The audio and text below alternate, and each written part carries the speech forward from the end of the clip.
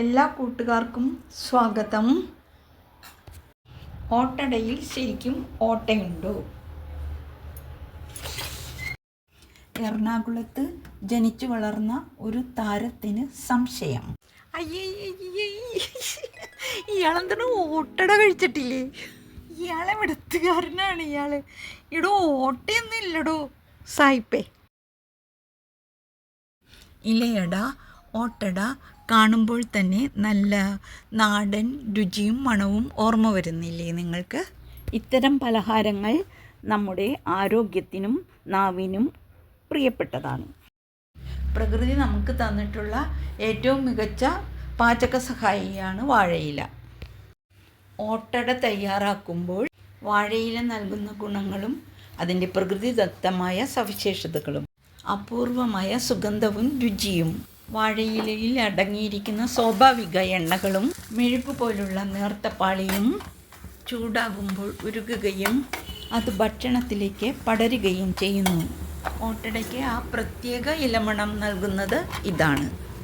ഈ സ്വാഭാവിക സുഗന്ധം ഭക്ഷണത്തിൻ്റെ രുചി ഇരട്ടിയാക്കുന്നു. ആൻറ്റി ഓക്സിഡൻറ്റുകളുടെ കലവറയാണ്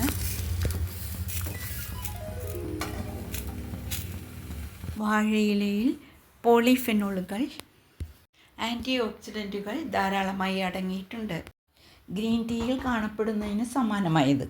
വാഴയിലയിൽ വച്ച് ഓട്ടട ചൂടാക്കുമ്പോൾ ഈ പോളിഫെനോളുകൾ ഭക്ഷണത്തിലേക്ക് ആഗിരണം ചെയ്യപ്പെടുന്നു. ഇത് നമ്മുടെ പ്രതിരോധശേഷി കൂട്ടാനും ദഹനം എളുപ്പമാക്കാനും സഹായിക്കുന്നു. ഈർപ്പവും മൃദുത്വവും നിലനിർത്തുന്നു. വാഴയിലയിൽ പൊതിയുന്നതിലൂടെ മാവിലെ ഈർപ്പം പുറത്തു പോകാതെ ഉള്ളിൽ തന്നെ നിലനിൽക്കുന്നു. ഇത് ഓട്ടടയ്ക്ക് നല്ല മൃദുത്വവും ഇലയുടെ ഉള്ളിലിരുന്ന് നന്നായി വെന്തു വരാനും സഹായിക്കുന്നു. വാഴയില പ്രകൃതിദത്തമായ നോൺ സ്റ്റിക്കാണ്. പ്രകൃതിദത്തമായ മെഴുകു പാളി കാരണം മാവ് ഇലയിൽ ഒട്ടിപ്പിടിക്കില്ല. ഓട്ടയുള്ള അടയല്ല, പുള്ളിക്കാരൻ പറഞ്ഞ പോലെ. പണ്ട് കാലത്ത് കളിമണ്ണ് കൊണ്ടുണ്ടാക്കിയ പരന്ന മൺചട്ടിയിലാണ് ഈ അട ചുട്ടെടുത്തിരുന്നത്. ചിലയിടങ്ങളിൽ ഓട് എന്നാണ് ഇതിന് പറയുന്നത്. അങ്ങനെ മൺചട്ടിയിൽ, അതായത് ഓടിൽ ഉണ്ടാക്കുന്ന അടയായത് കൊണ്ടാണ് ഓട്ടട എന്ന് പറയുന്നത്. പ്രകൃതിയോട് ഇണങ്ങി നിൽക്കുന്ന ഇതിൻ്റെ നിർമ്മാണം മണ്ണും ഇലയും ഒന്നിക്കുന്ന പാചകമാണ്. കളിമണ്ണ് കൊണ്ട് ഉണ്ടാക്കിയ ചട്ടിയിൽ പ്രകൃതിയുടെ പച്ച വാഴയില വയ്ക്കുന്നു. ഓട്ടട ഉണ്ടാക്കുന്ന രീതി കാണിക്കാം കേട്ടോ. അരിമാവ് അല്ലെങ്കിൽ ഗോതമ്പ് മാവ്, ശർക്കര, തേങ്ങ 2-3 ഏലക്ക പൊടിച്ച് ചേർക്കാം. എറണാകുളത്തെ സായിപ്പ് ചോദിച്ച പോലെ ഓട്ടടയിൽ ഓട്ടയൊന്നും ഇല്ല കേട്ടോ. പുള്ളിക്കാരൻ്റെ വിചാരം ഉഴുന്നുവട പോലെ ഓട്ടയുള്ള ഒരടയാണ് ഓട്ടട എന്നാണ്. പക്ഷേ ഞാനിതിനെപ്പറ്റി വിവരിക്കാം.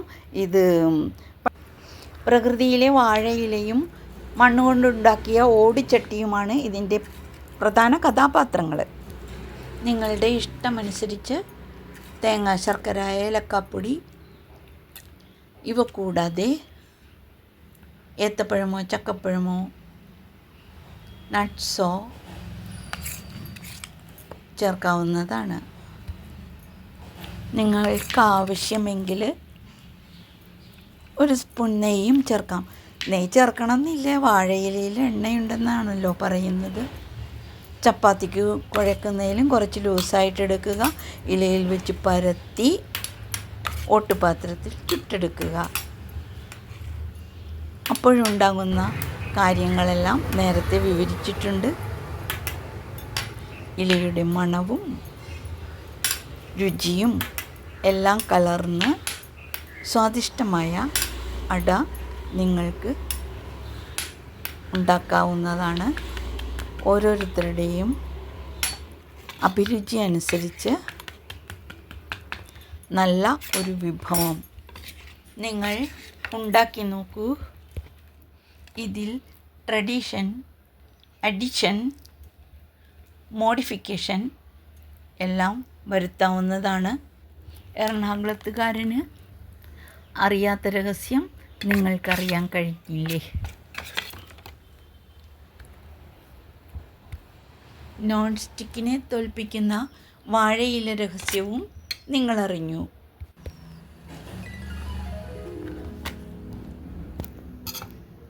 ഇത് ഹെൽത്തി റെസിപ്പിയാണെന്നും നിങ്ങളറിഞ്ഞു. പ്രകൃതിയും ആരോഗ്യവും, ഹെൽത്തി ട്രഡീഷണൽ കുക്കിംഗ്. ഒരു കാര്യം, നെയ്യ് ചേർക്കണമെന്നില്ല.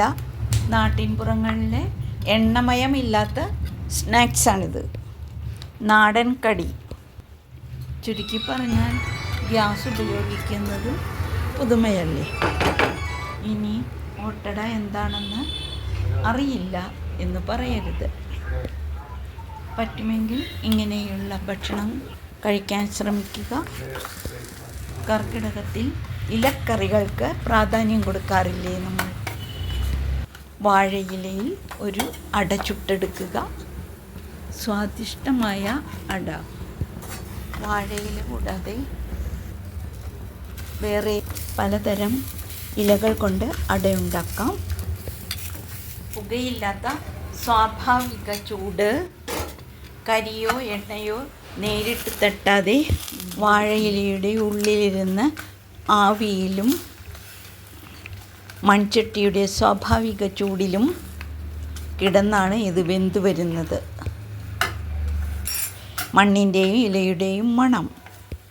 പ്രകൃതിദത്ത ഗുണങ്ങളും ആൻറ്റി ഓക്സിഡൻറ്റുകളും നിങ്ങളുടെ ആരോഗ്യം ഭക്ഷണത്തിലൂടെ കാത്തുസൂക്ഷിക്കുക. നിങ്ങളുടെ ആരോഗ്യം കാത്തുസൂക്ഷിക്കുക. പ്രകൃതിയോട് കൂടുതൽ ഇണങ്ങി ജീവിക്കുക.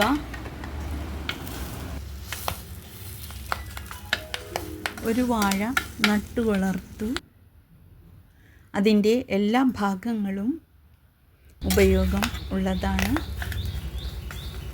വാഴയിലയിൽ ഊണ് വിളമ്പി കഴിക്കുന്നതും ഗുണമാണ്.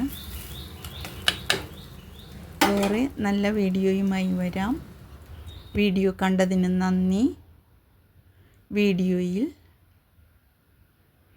തെറ്റുകൾ വന്നിട്ടുണ്ടെങ്കിൽ ക്ഷമിക്കുക. കൂപ്പുകൈയോടെ ലക്ഷ്മി ശിവ്.